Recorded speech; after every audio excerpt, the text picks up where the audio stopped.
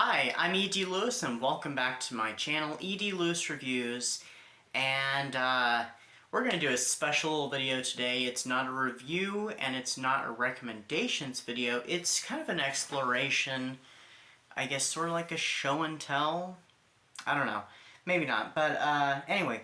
So this video is actually inspired off of a video that John at Books of Blood did, and he did, because he's a werewolf fan, he did 5 werewolf books that he hadn't read. So, taking some inspiration, and full credit goes to John on this video, I am doing 5 vampire books, since I'm a vampire fan, that I haven't read. So let's go ahead and get started. I have 3 here that are physical and 2 that are digital, so yeah, so anyway. Let's start with this one. So, first up on my list is I Am Legend by Richard Matheson. And this is the copy I have. I actually got it at a library.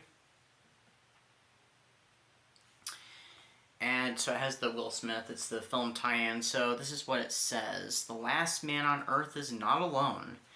Robert Neville may well be the only survivor of an incurable plague that has mutated every other man, woman, and child into bloodthirsty nocturnal creatures who are determined to destroy him. By day, he scavenges for food and supplies, desperate to find any other survivors who might be out there, but all the while the infected lurk in the shadows, watching his every move, waiting for him to make a mistake. And that's I Am Legend. When was this book published? Now this one does 1954. So the book came out in 1954 and was renewed in 1982. This edition that I have here actually has a bunch of short stories that go along with it. But when I read it, I'll be reading the main one here. There are some of these short stories I'm interested in reading at some point, but probably not when I'm reading the book. So that's I Am Legend by Richard Matheson.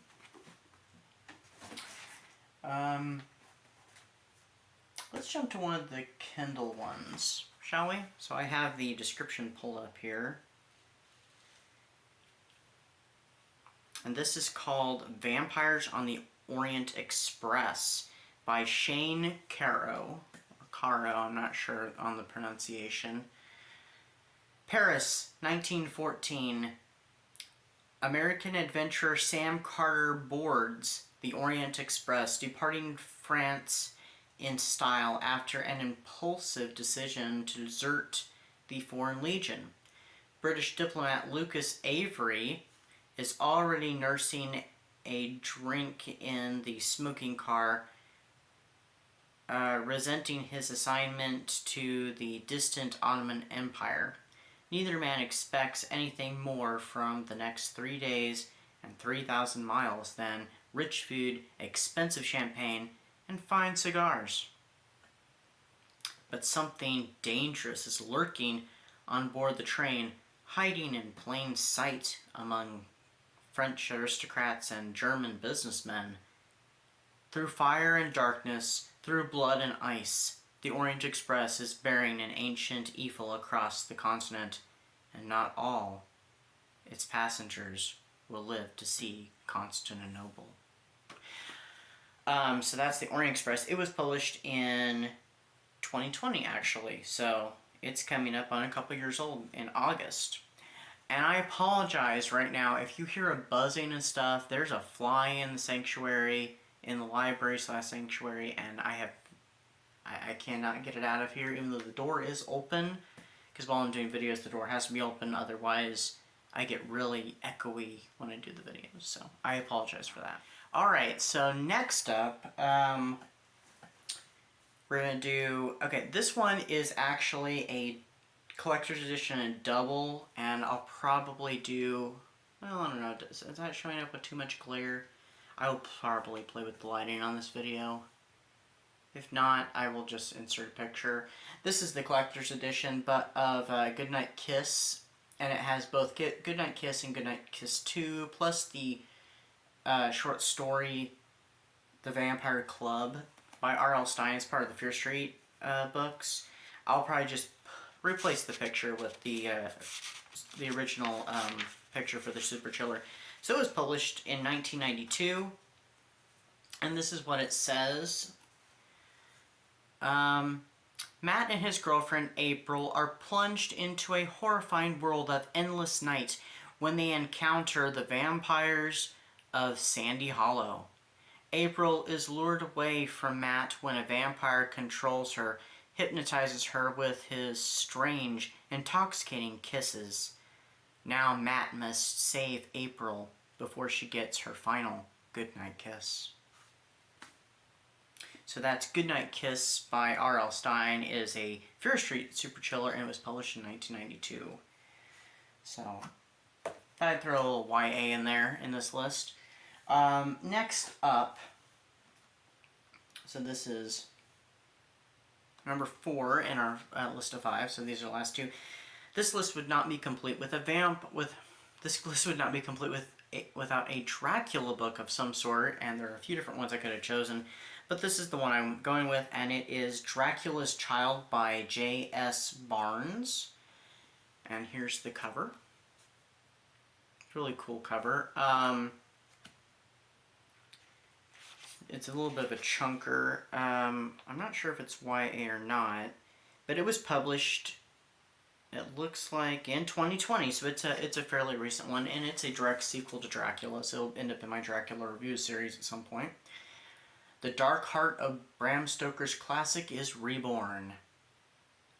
It has been some years since Jonathan and Mina Harker survived their ordeal in Transylvania, and after vanquishing Count Dracula, returned to England to try and live ordinary lives. But shadows linger long, and the older their son Quincy gets, the deeper the shadows at the heart of the heart. The deeper the shadows at the heart of the Harker family. It's just, no, sorry, that just seemed weird to me, sorry. And on the continent, a new evil is arising. A naturalist brings a new species of bat back to London. 2 English gentlemen on their separate tours of the continent find a strange Quixotic? I'm not sure what that word is. I apologize, I should have looked through this earlier. Love for each other, and stumble into a calamity far worse than either has imagined, and the vestiges of something thought long ago foreign is finally beginning to stir. So that is Dracula's Child by J.S. Barnes, and it looks pretty good. I look forward to reading this. Like I said, it's a bit of a chunker. Let's see, how long is this book? It's 566 pages, so it's kind of in that same range as Dracula. I did look down there, as Dracula is one of those chunkers. And finally, after I turn my screen back on my tablet, finally we have Ravenscroft Hall. I have this on Kindle, and it is by BookTube's very own R. St. Clair, Regina, at Regina's Haunted Library. And this book actually just came out, and it's available in Kindle and paperback, so I'm doing a little plug here. And it looks like it's also on Kindle Unlimited as well, so, you know, it's there's quite a bit of variety. I'm sure it's available on other platforms as well. Classic Gothic romance with a blood-curdling twist. I love you, my dearest Briar Rose. His whispered breath floated over me like a cool cloud, stimulating my passion to greater heights than I ever knew possible. It was more than my body could bear, and I collapsed under the weight of my desire. Falling limply into his arms, I opened the petals of my flower to the sting of his kiss. When Briar Rose accepts a new position at Ravenscroft Hall, she attracts the attention of a young estate lawyer in town, but soon the mansion's eccentric owner pulls Briar into his cold yet intoxicating embrace, and she finds herself torn between easygoing Jake Caldwell and the mysterious Archer Ravenscroft. Alarmed by a sting of murders staking up the small village, Briar uncovers a ghostly mystery that will turn one or both of her infatuations deadly. So that is Ravenscroft Hall, and it just came out this year in 2022. Sorry, I'm making it last year for some reason. So yeah, it came out actually, I think it was last month in June. So anyway, those are the 5 books, 5 vampire books that I've selected for this video. I could have selected a lot more, but that's what I did. And I'm hoping to plunge into some of these and some of the other ones I have that I have not mentioned, you know, sometime in the near future. Who knows? It just depends on what I feel like reading, and yeah. So I hope everybody's having a great summer and doing lots of summer reading. I'll be back with another review very soon. So stay safe. Stay safe and take care, and stay spooky, and I'll see you next time. Bye-bye.